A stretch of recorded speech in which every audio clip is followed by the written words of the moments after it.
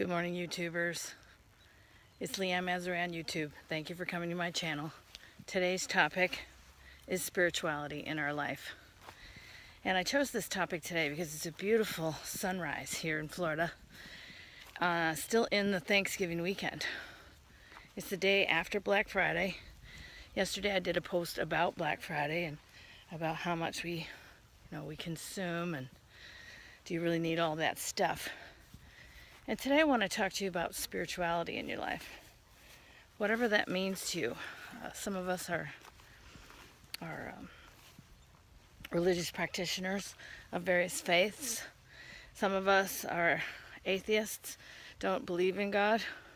Some of us are agnostics, trying to decide if God exists. Others are Buddhists, celebrating the oneness of everything without a specific God at the forefront necessarily. Hindus have many, many gods. So there's lots of religions in our contemporary society. And I chose that topic today because this is the shirt I put on this morning. I don't know if you can see it. It says, Namaste in bed. And I picked that one because the word Namaste is something that has become more and more popular in the American culture, especially among yoga practitioners. It's something that is typically said at the end of a yoga class. And it's performed as a slight bow with your hands pressed together near your heart. Fingers pointing up, so kind of like that near your heart, like that, together. But I have to hold the camera. Anyway, literally, Nama means bow. As, Namas, as, means I, and te means you. Literally, I bow to you. More formally, it translates in a religious sense of, I honor the divine in you. And a lot of us in America may go to our yoga classes without even realizing or knowing what Namaste really means when we say it. And that's because we're not really aware of the divine in anybody as we walk through this world. A lot of us say, Namaste in bed. Which I thought was really funny, which is why I bought this shirt last year in Madison, Wisconsin when I was visiting. We just sort of walk through life, on autopilot, doing our routines, getting our cars, getting our groceries, buying our stuff, and taking very little time sometimes to really think about the meaning of life. What is our role? What is our higher purpose? What are we really doing here? What brings us joy? Which rules do we follow? Do we follow any rules? Do we make up our own rules? Do we have some synthesis of these many different competing rules?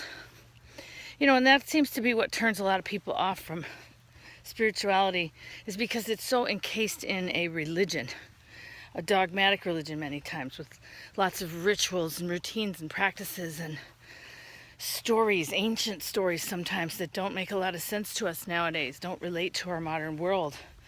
Religions exclude a lot of groups of people who are in many ways, very loving and very worthy, but who are breaking some rule.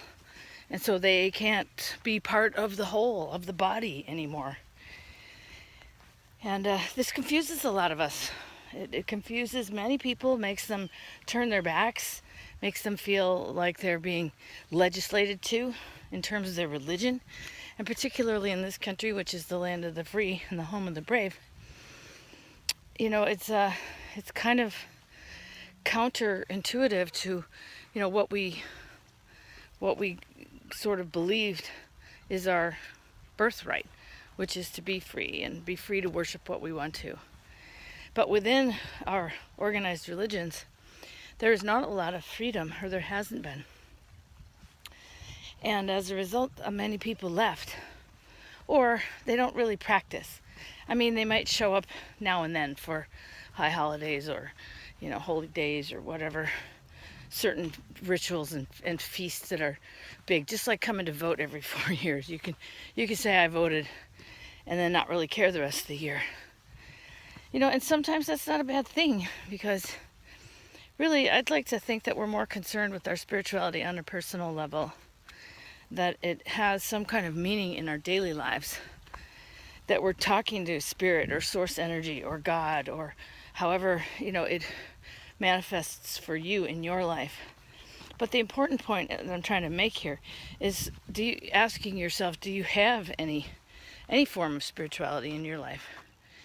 Do you have anything other than yourself to live for?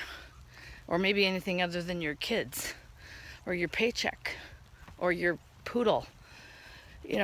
I'm not saying do you have a cause. I'm not saying are you a martyr? Are you selfless? Are you Mother Teresa? Martin Luther King. I'm not saying go out and start a revolution. That's not what I mean. I just mean, does your life have a sense of joy and purpose to it? Have you found your higher purpose? Is there something beyond yourself that you're doing to enrich this world, this life experience, this physical manifestation of our spiritual beings? The way I look at it, and this is just my personal view, but we are all divine in our own way when we came here on earth.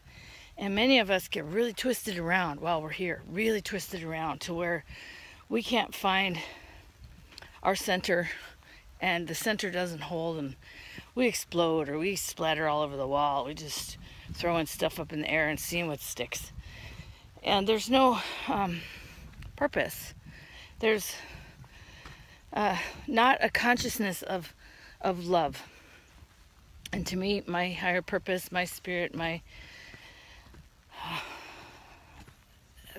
soul, I guess, wants to love. It's most comfortable in a sense of love. It's ready and willing to offer and give love where it can. So many times this gets mistranslated into, well, love is only right if it's inside of these rules. Love, if you really mean it for the world, is, a life of selflessness and becoming a monk. And I think those are real extremes to this point of view that I'm trying to propose here. In the same way that you don't need to become a priest to be a spiritual Catholic. If you don't have the light inside your life and you're just speaking words and going through rituals and bowing and saying amen and putting money in the collection plate every week or every year or whenever you go, if you go, that's kind of missing some of the meaning of it. It's meant to take it out into your life and be part of a larger body of love. In my mind, God is love. And the days of the punishing God, the vengeful God, I think those are, in some ways, man's interpretation so that man can control other man. I think that God is love, and we are one, and we come forth into our physical bodies from a divine place of pure love and light. And that is what I want to leave you with today as a thought on spirituality versus religion, I guess, and ask you if you're going forth in your life, bringing spirit with you, or if, like many of us, you're on autopilot and you're just gonna Namaste in bed. So, a little humor on a very serious subject. Have a great rest of your day.